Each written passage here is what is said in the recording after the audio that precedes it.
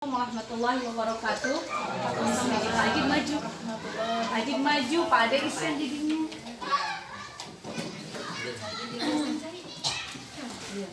Alhamdulillah. Alhamdulillah rabbil alamin. Wa syukurillah. Wassalatu wassalamu ala Rasulillah wa ala alihi washabihi wa mawala amma ba'd.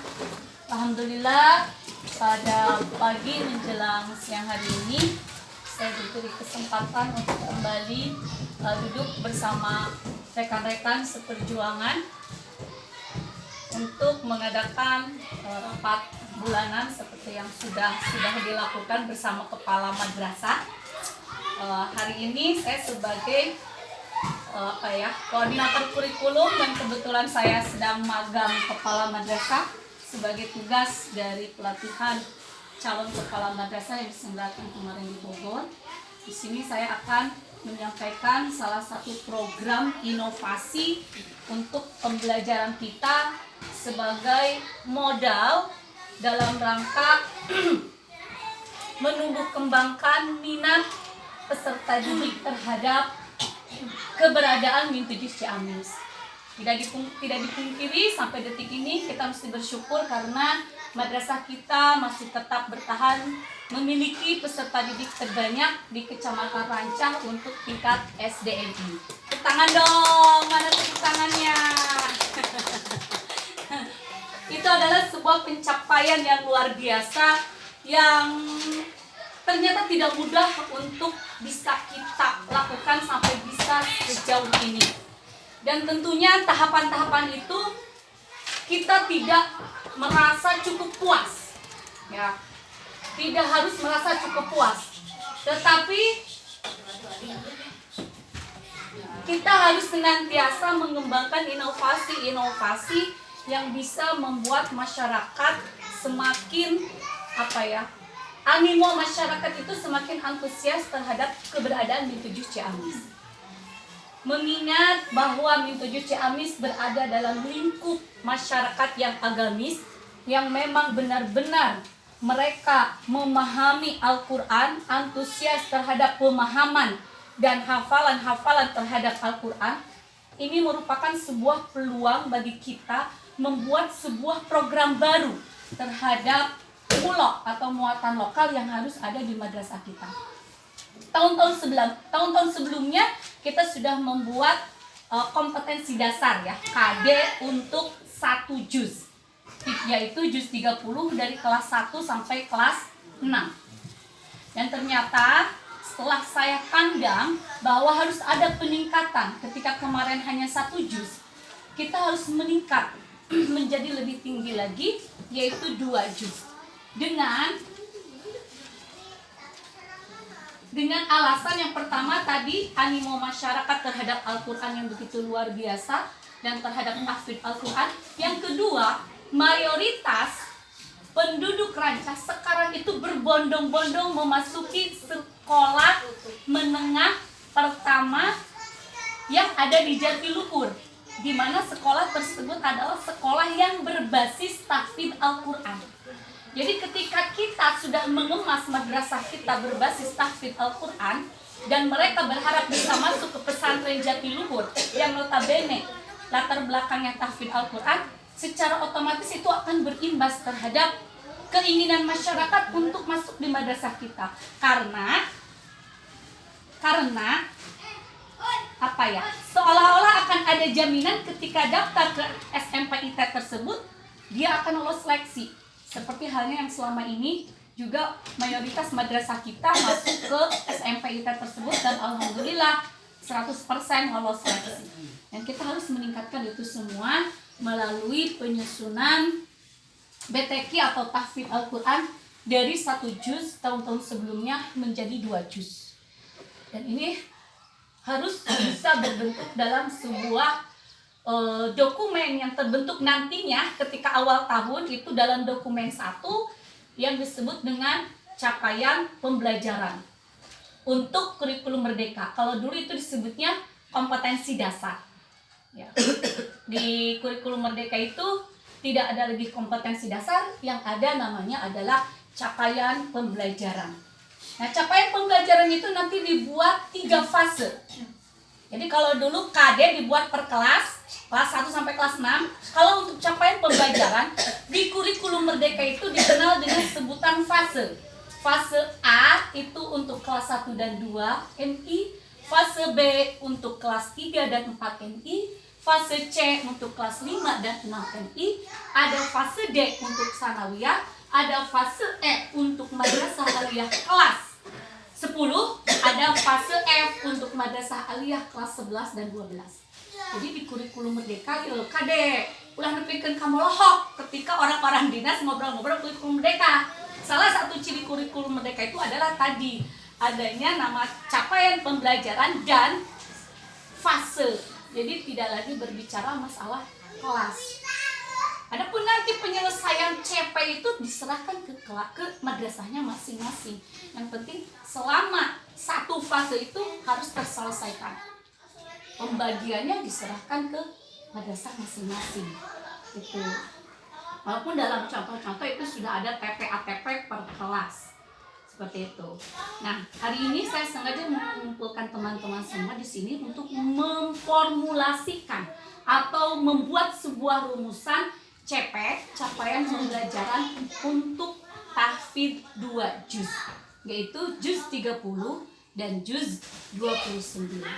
Jadi kita akan menambahkan jika dulu kelas 1 itu surah An-Nas sampai surah apa, Bu? 6 surah. Iya, 6 surah. Dulu itu kan rata-rata satu kelas 6 surah. Sampai kelas 6 juga itu 6 surah. Sampai surah An-Naba di kelas 6 itu. Sekarang kita tingkatkan pencapaiannya, berarti satu CP itu bisa mencapai 24 surah. Nanti itu bisa dibahas untuk di kegiatan penyusunan CP yang akan datang. Hari ini saya hanya ingin kesepakatan dari teman-teman apakah ide ini bisa diterima atau tidak. Itu saja. Nanti kalau misalkan ide ini diterima, kita akan menyusun teamwork. Ya, teamwork untuk penyusunan CP tersebut. Misalkan CP untuk fase A itu oleh siapa, fase B oleh siapa, dan fase C oleh siapa penanggung jawabnya. Karena kalau untuk individu yang menyusunnya otomatis itu kelas 1 dan kelas 2 untuk fase A, kelas 3 dan kelas 4 untuk fase B, dan kelas 5, kelas 6 untuk fase C.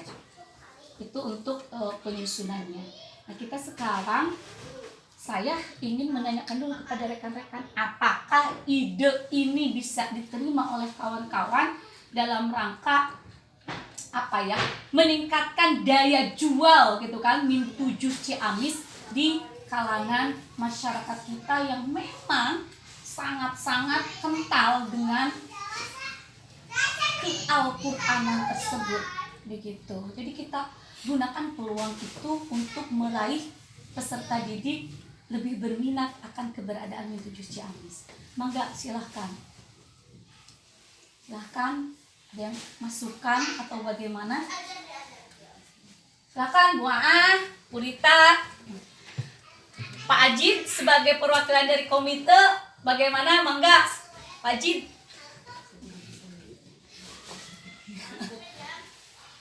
Ya Bu Aan, mangga Bu Aan. Waalaikumsalam warahmatullahi wabarakatuh. Rencana ini mudah-mudahan kita bisa terlaksana dengan baik. Ini memang orang-orang itu menyekolahkan ke sini melihat program yang telah kita rencanakan dulu, walaupun berjalannya hanya sebagian ya. Terus apalagi sekarang mau ditingkatkan lagi untuk jadi dari 1 juz menjadi 2 juz mungkin lebih baik.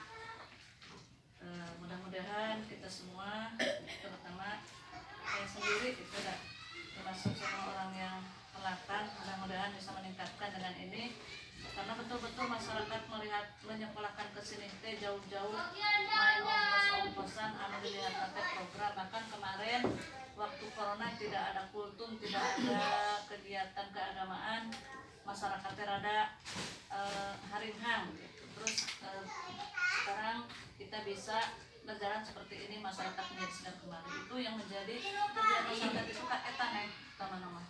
Jadi sangat, jadi sekolah orang benar-benar dipeden lah, utama dari sanahnya gitu, dari hafalan-hafalan, dari sholat duha, dari kegiatan keagamaan yang biasa dilaksanakan di musola.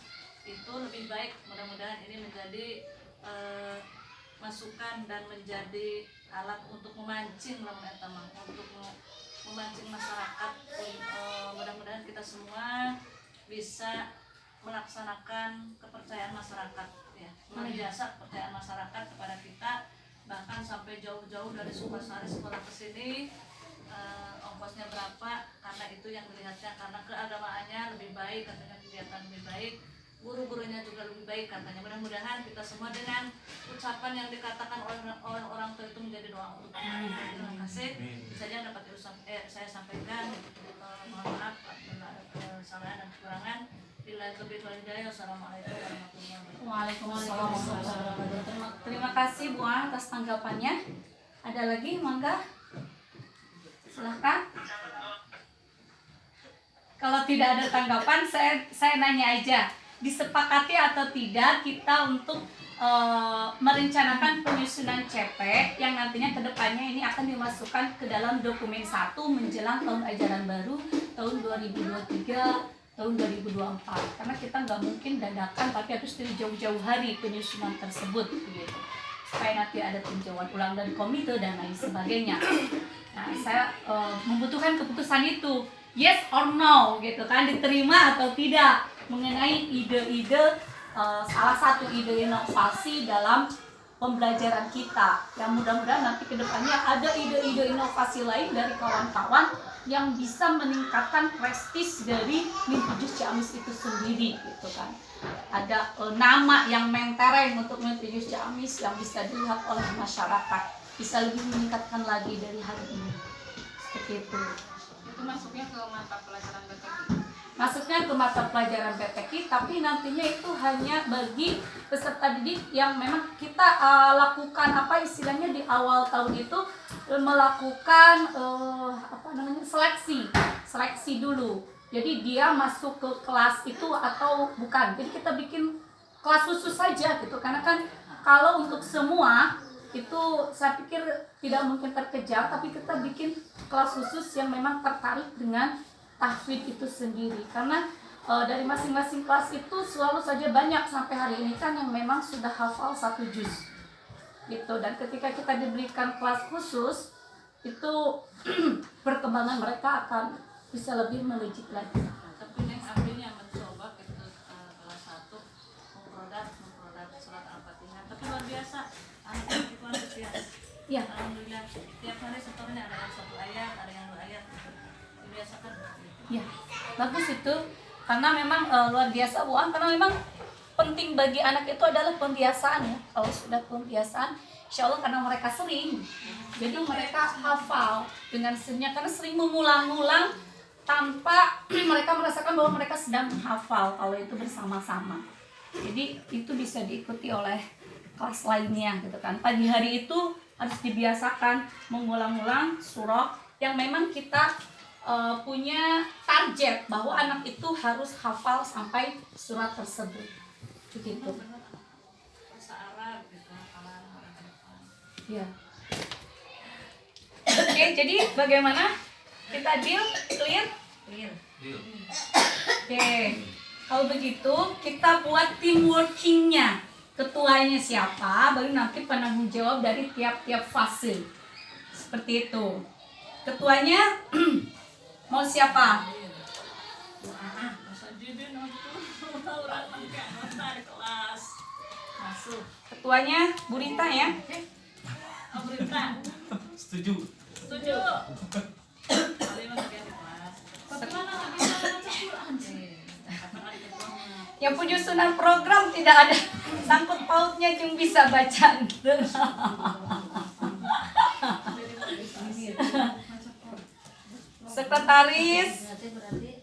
Sekretaris siapa? Neng Teni Herlina ya. Oke, berarti sekarang ke penanggung jawab fase. Penanggung jawab fase A. Bu Aa. Robi A. Fase B.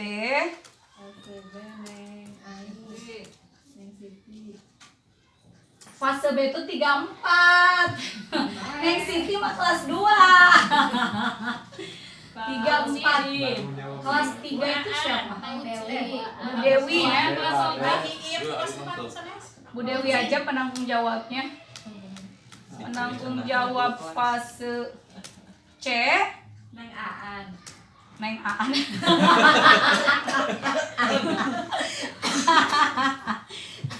Ya, dan secara otomatis wali kelas di bawahnya itu bagian dari fase-fase tersebut, bagian tim. Oke, di fase A ya ada berarti ada Bu Mama, kemudian ada Bu Nining dan Bu Siti. Kemudian di fase B selain Bu Dewi ada Pak Iip, ada Pak Irfan, kemudian ada Pak Muksin, dan terus kalau cowok wungkul atau cewek wungkul kenapa Pak Muksin? Tidak ada gender ya di sini ya, nggak ada, tidak ada gender cowok wungkul cewek wungkul, ini karena memang ya dia wali di kelas itu gitu loh. Tim tenis meja. Fase C Bu Aan berarti oh. Neng Dewi anak.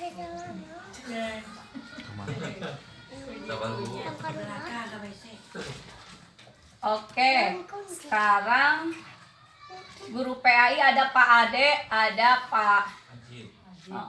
Berarti dia masuk ke Fase C. fase C. Siap laki dewa ya cenah Cik Pak Muksin teh. Masa B. Hah? Masa B mah Muksin. Iya benar. Pak Ade fase C. Pak Haji. Hah? Pak Haji yang fase C. Terus Pak Ade ke fase B. Haji. Terus fase A tidak ada tambahan lagi. Hanya ada 4 orang. Nyantos itu dan nanaon. Ya. Oke. Ini ya untuk teamwork penanggung jawabnya di sini otomatis kepala madrasah.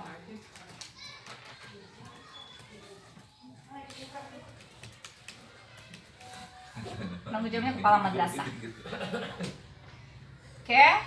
Alhamdulillah untuk penyusunan tim ini sudah tersusun. Kita akan mulai karena sekarang kita pabaliutnya PGM. Masya Allah pabaliut serang PGM ketos lohor aya latihan. Kita mungkin kita mulai besok dengan pengenalan bagaimana sih menyusun CP itu. Kumaha upami kitu. Ya. Untuk hari ini saya rasa cukup untuk penyusunan tim working aja ya. Tim untuk menyusun CP. Nah, besok baru kita ke pengenalan bagaimana cara menyusun CP itu. Bisa disepakati untuk pertemuan hari ini hanya sampai di sini? Bisa. Oke, baik. Nah? Oke. Terima kasih atas kebersamaan hari ini. Alhamdulillah telah tersusun tim working untuk penyusunan CV Tahfidz 2 juz. Mudah-mudahan kita bisa bersinergi bekerja sama hingga terdokumentasinya CV Tahfidz Al-Quran 2 juz. Terima kasih. Assalamualaikum warahmatullahi wabarakatuh. Waalaikumsalam. Halo, jauh-jauh. Nining ke sana teh. Makanya mau Hayati.